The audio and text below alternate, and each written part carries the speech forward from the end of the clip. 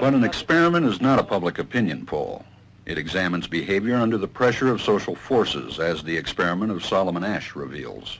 The experiment you'll be taking part in today involves the perception of lengths of lines. As you can see here, I have a number of cards, and on each card there are several lines. Your task is a very simple one. You're to look at the line on the left and determine which of the three lines on the right is equal to it in length. All right, we'll proceed in this order. You'll give your answer. Only one of the people in the group is a real subject, the fifth person with the white T-shirt. The others are confederates of the experimenter and have been told to give wrong answers on some of the trials. The experiment begins uneventfully as subjects give their judgments. 2, 2, 2, 2, 2, 3, 3, 3, 3. But on the third trial, something happens. 2, 2, 2, 2, 2. The subject denies the evidence of his own eyes and yields to group influence. 1. Asch found subjects went along with the group on 37% of the critical trials. But he found through interviews that they went along with the group for different reasons. 1. 1. They must be right. There are 4 of them and 1 of me. 1. This subject's yielding is based on a distortion of his judgment. He genuinely believes that the group is correct. 1. 1. 1. 2. 1. 2. 2. 2. I know they're wrong, but why should I make waves? 2. In this case, the subject knows he is right, but goes along to avoid the discomfort of disagreeing with the group. Here, the distortion is at the level of his response. 2. 2. 2. 2. In the previous experiment, the naive subject stood alone against the group. In this variation, Asch gave the naive subject a partner, here seated in the third position, who also gives the correct response. 1. 1. 2. 1. 2. With a partner, yielding drops to only 5% of the critical trials compared to 37% without a partner. Although subjects report warmth and good feeling toward the partner, they typically deny that he played a role in their own independence.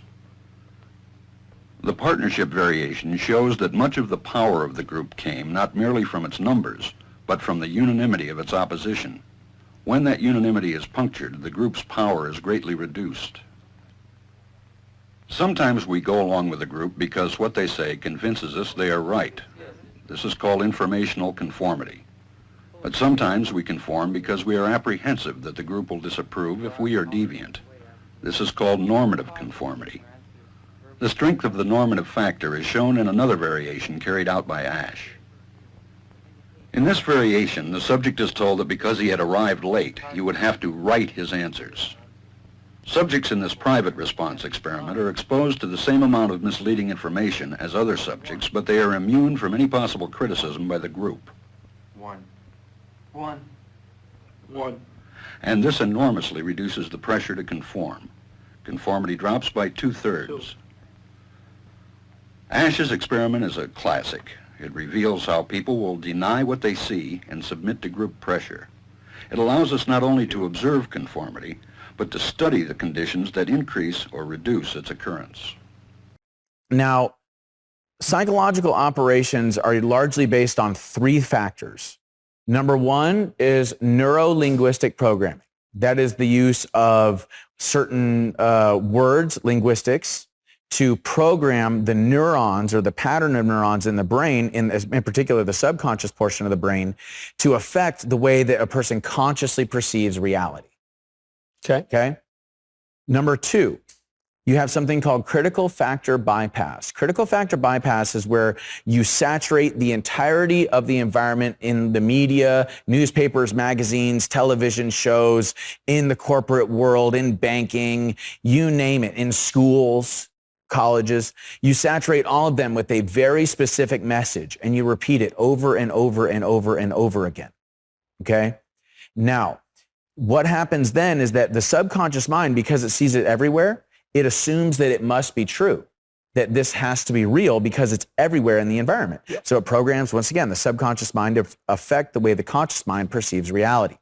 Now, based on neurolinguistically programming the individual and mass neurolinguistically programming the populations through critical factor bypass, why they call it that is because your critical thinking is bypassed because it's programmed in the subconscious brain.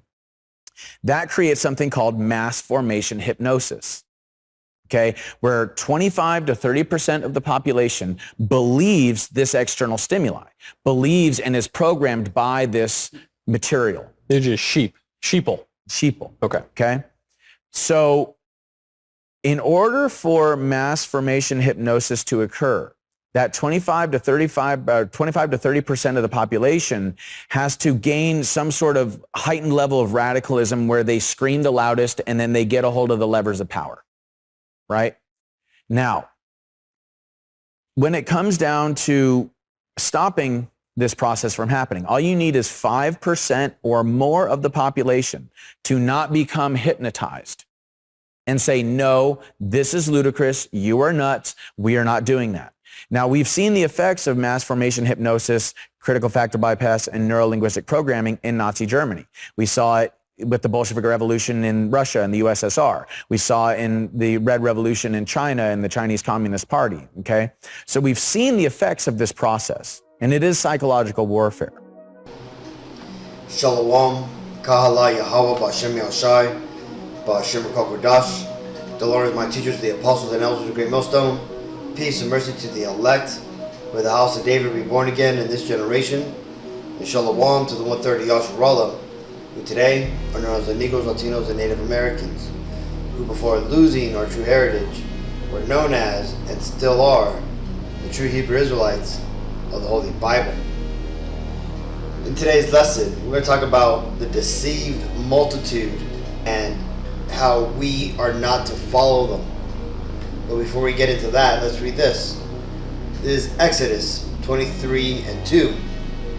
Thou shalt not follow a multitude to do evil, neither shalt thou speak in a cause to decline after many to wrest judgment.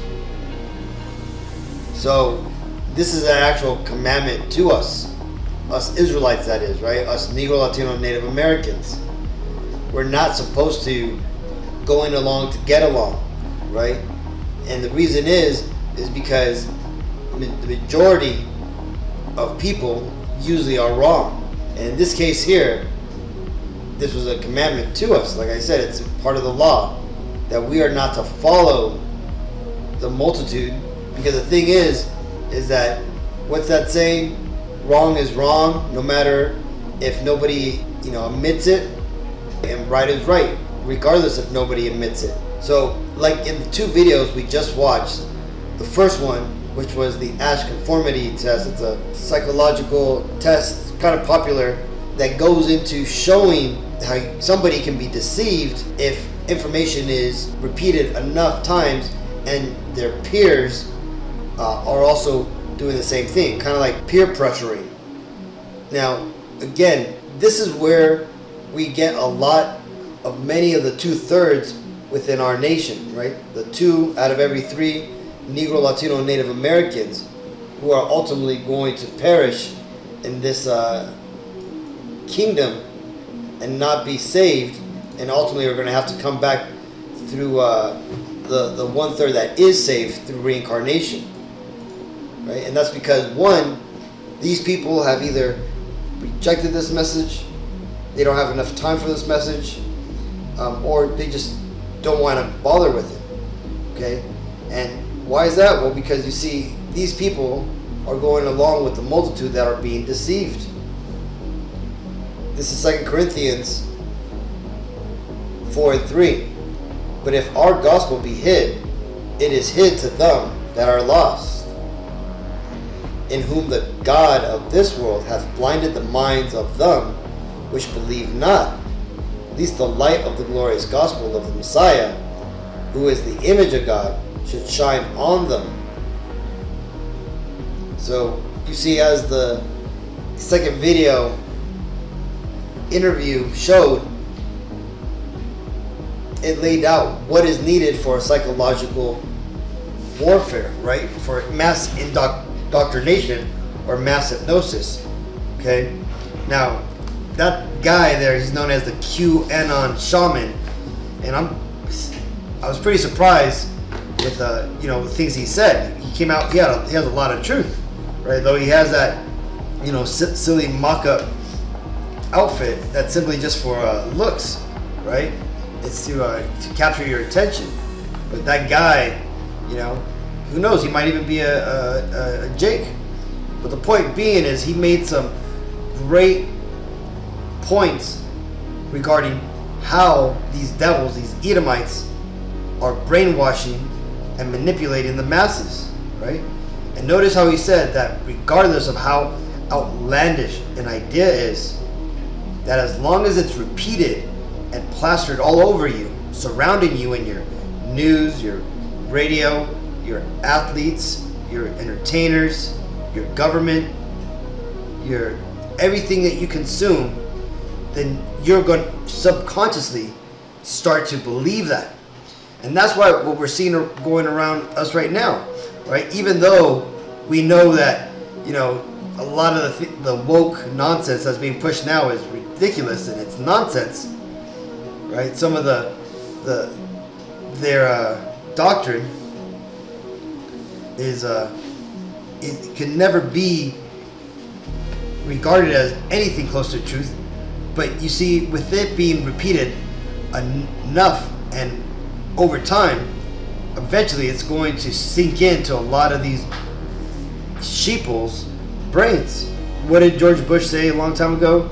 He's all, in my line of work, you have to continually repeat yourself until people believe it. You see, that's what we're ultimately dealing with, right? These devils who are on the news, in the movies, and on your social media, being paid to be influencers, they know what they're saying is ridiculous, but they're ultimately just towing the line and doing what they're getting paid for, because it's what the elites, the top tribe of Edom, that being the Amalekites, or who you would call the so-called Jews today, right? The globalist elite, right? The one percenters, as they're referred to in the world. This is what they want. They want to destroy the majority of humanity from off the face of the earth. And why is that? Well, because they're ultimately trying to gain back their birthright. They're ultimately trying to take this whole world for themselves. Okay, and why is that? Well, because their kingdom, their empire, which they are currently in rulership over right now, right? Because they, believe it or not, these Edomites, which is a biblical term for the so-called Caucasian race, they rule the current world. Okay, and they understand that their kingdom is coming to an end. But what are they doing? Well, they're trying to extend their time by pushing forward these agendas. But again, it's not going to work. When you read the Bible, it tells you that these people have an appointed time and that they're not going to be able to pass it, right? But in doing so, in trying to push forward this new world order and this new power system, they're going to deceive many. A lot of people are going to fall for it, right? I'm sure we all have people that are asleep at the wheel in our families, in our friendships, and our co-workers, all around us. This is Philippians 2:12. Wherefore, my beloved, as ye have always obeyed, not as in my presence only, but now much more in my absence, work out your own salvation with fear and trembling. The point here is working out your own salvation.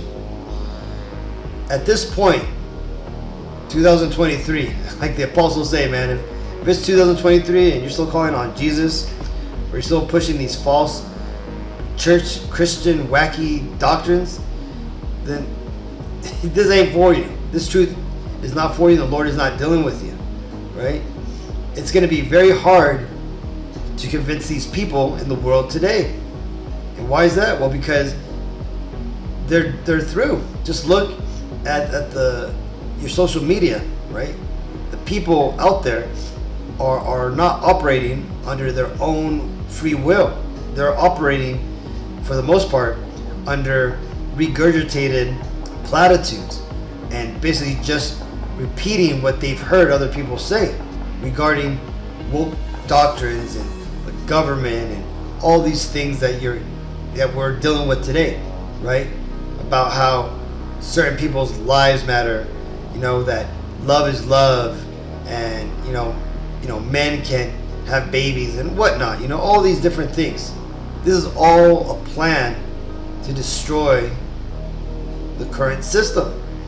But what's happening is that a lot of these people, in following the multitude, following the group because they want to be those virtue signal, right? These are the same people who have masks on, right, in their cars. These are the same Edomites that you see out on the streets holding Black Lives Matter signs, right? Because they want to be seen, they want to be virtuous, right? Hence they're virtue seekers. But again, I'm sure none of those people are even into this truth, but as we go on, I'm sure we're going to see a lot more of these people fall. And again, this is all just part of the system, but I thought these two videos were a good example of how a multitude can influence those people who aren't standing strong, don't have a foundation to lean upon, right? And the way that this world is set up, they've removed the truth of the Bible from the lexicon of people, so they don't really have anything to lean on. And those people who think they're leaning on Christianity, Catholicism, Jehovah's Wickedness, they're leaning on a house made of straws, which is going to tumble as soon as you attack it, which is why whenever a Christian, Baptist, Protestant, and all these different people with worldly religions come up to the camps, they always get turned around and are surprised that they don't really know anything, that they're made out to look like fools. But again, this is simply just part of revealing to people how they've been deceived, and ultimately what they believe was knowledge is in fact just programming. This is Revelations 18:23. And the light of a candle shall shine no more at all in thee, and the voice of the bridegroom and of the bride shall be heard no more at all in thee. For thy merchants were the great men of the earth, for by thy sorceries were all the nations deceived. So right now, we're currently living in one of the largest psychological operations. And we're seeing this system, America, Babylon the Great, as it's referred to in the Bible, being taken down, and its old world system along with it. The economy, the workforce, and all things that pertain to it. So this is why, as the scripture said, we have to work out our own salvation and just step aside while this system collapses. So hopefully this video was edifying. Until next time, I want to give all honor and glory and praises to Yahawah, B'Hashem Yahawashi, B'Hashem Qadash. Double honors to my teachers, the apostles and elders of the great millstone. Peace and mercy to the elect. Shalom.